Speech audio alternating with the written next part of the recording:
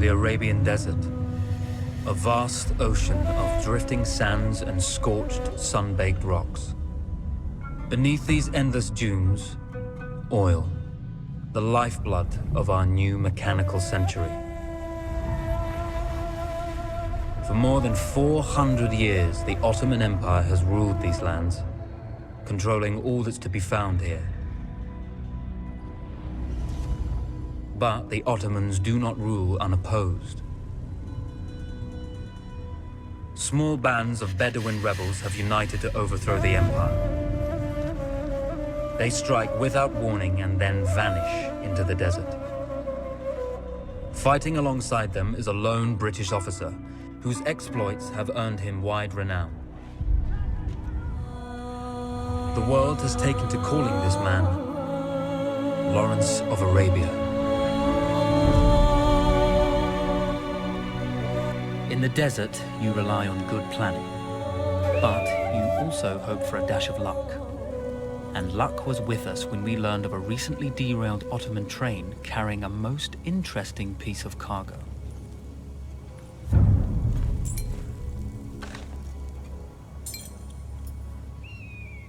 A small patrol had joined the Ottomans who survived the crash. Together, they guarded the wreckage and waited for reinforcements.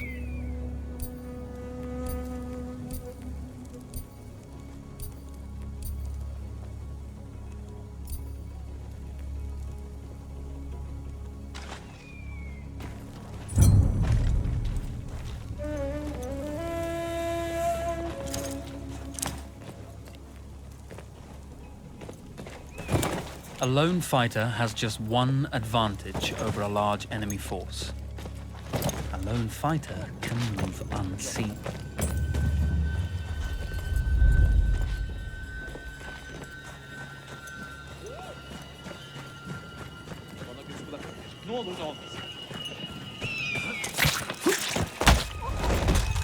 The tribesmen fought unconventionally, using weapons they knew well.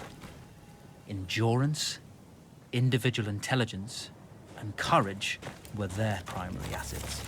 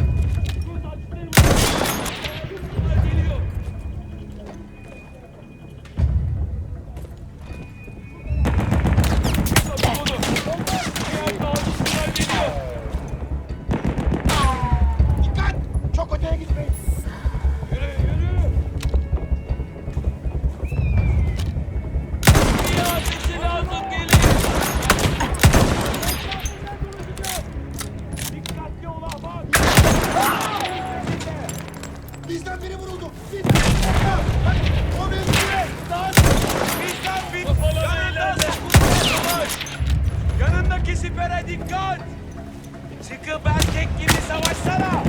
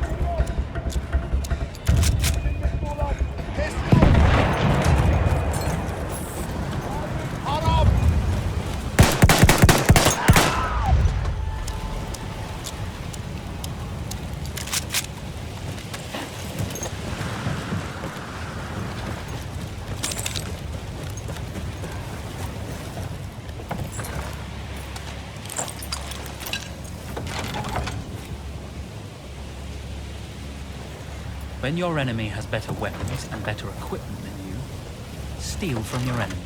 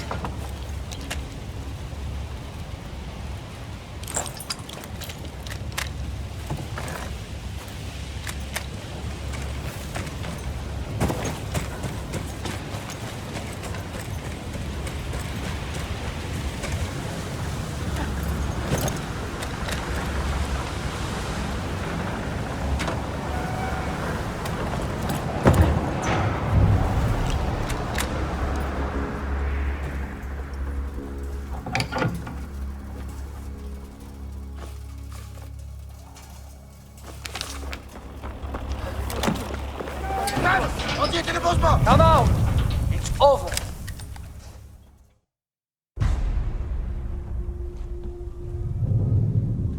Well, you did not think we would be fast enough to catch you here, did you? Lawrence of Arabia.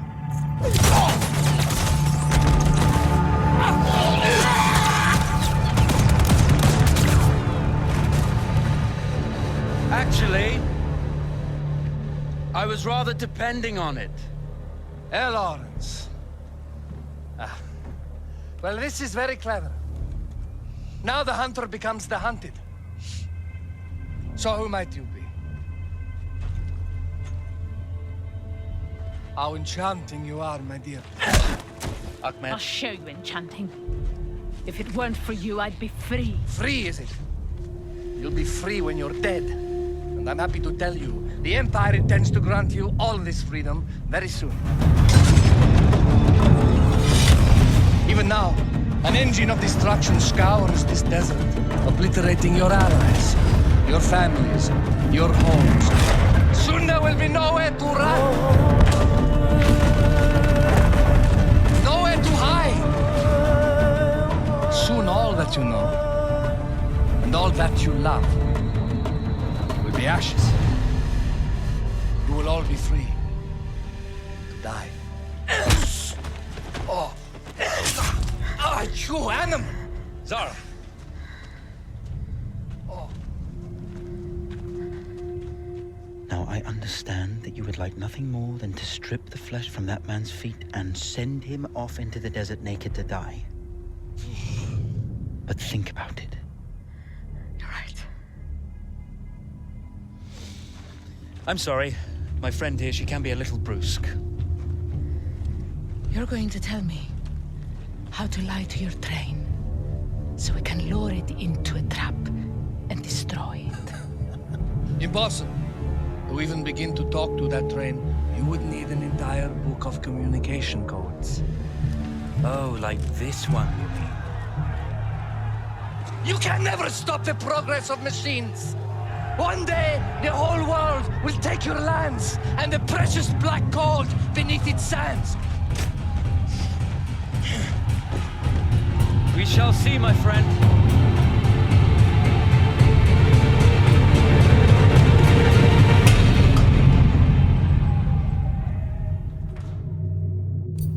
Of course, obtaining the codebook was not enough. To destroy this Iron Dragon, this Canavar, as the Ottomans had named it, we had to send it 3 encrypted messages telling it to stand down.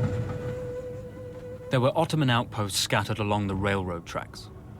The commanders there carried high-priority message capsules. We had to use those to send our orders. Infiltrating the village wouldn't be easy. A full detachment of Ottoman soldiers had occupied it. The Ottomans had chosen an isolated location for their desert outpost. It seemed lightly defended. It was also well stocked with arms and equipment. The ancient ruins were all that remained of a civilization now lost to time. The Ottoman Empire brought in the modern world with a host of armored vehicles and field guns. 3 commanders to eliminate, 3 personal message capsules to be stolen, and then sent with our false orders. How Zara tackled this dangerous and audacious mission was up to her.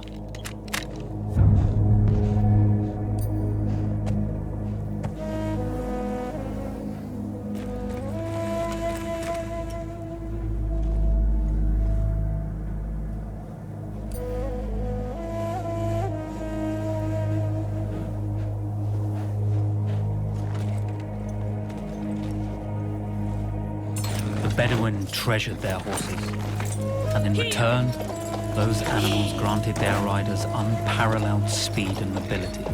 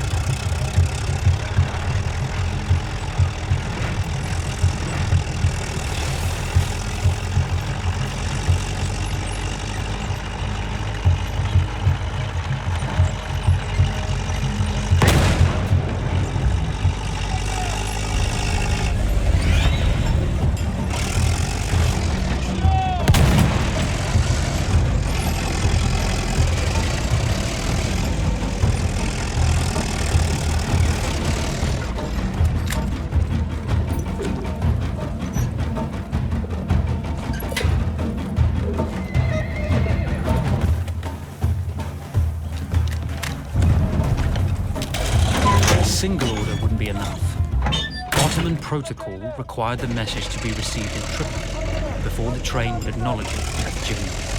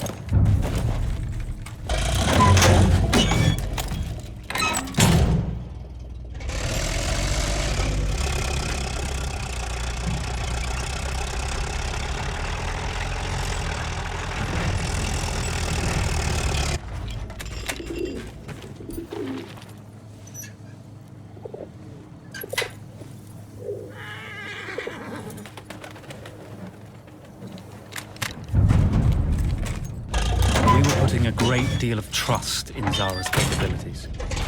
But I had complete confidence that she would carry the day.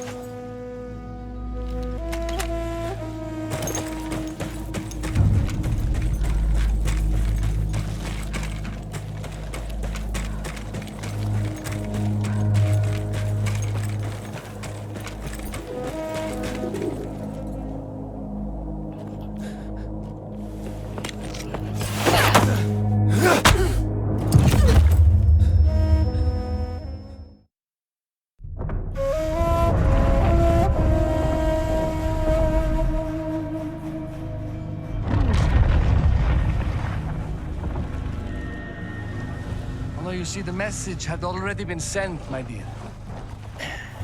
Though not the message you would have wanted. Lawrence was such a good host. It almost seemed rude to escape. I made sure to note the location of Lawrence's camp, of course. Which means the train knows too. Twice, you told that train everything was clear. But I told it exactly where to attack.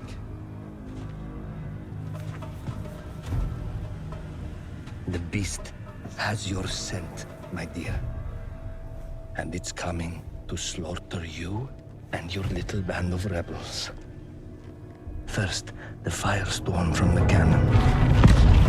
Then, up close with the troops to slaughter any survivors.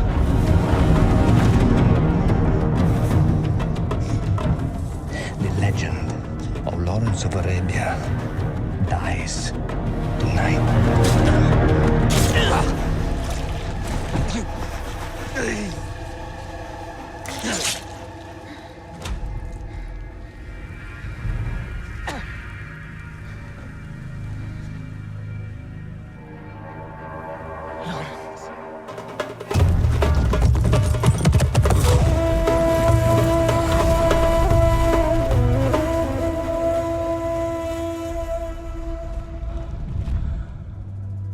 You slipped away just in time.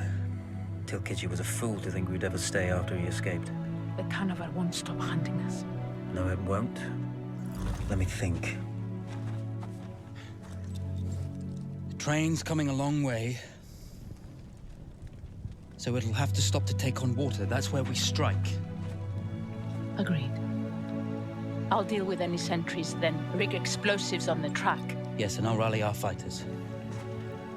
When I blow the lines, the train will be trapped. So when you hear the blast, you need to attack them with everything you have. It's good. But you know that there's a chance the men may not come. You may set off those explosives and find you're out there all alone. You know that. I guess I won't know either way until I set it off.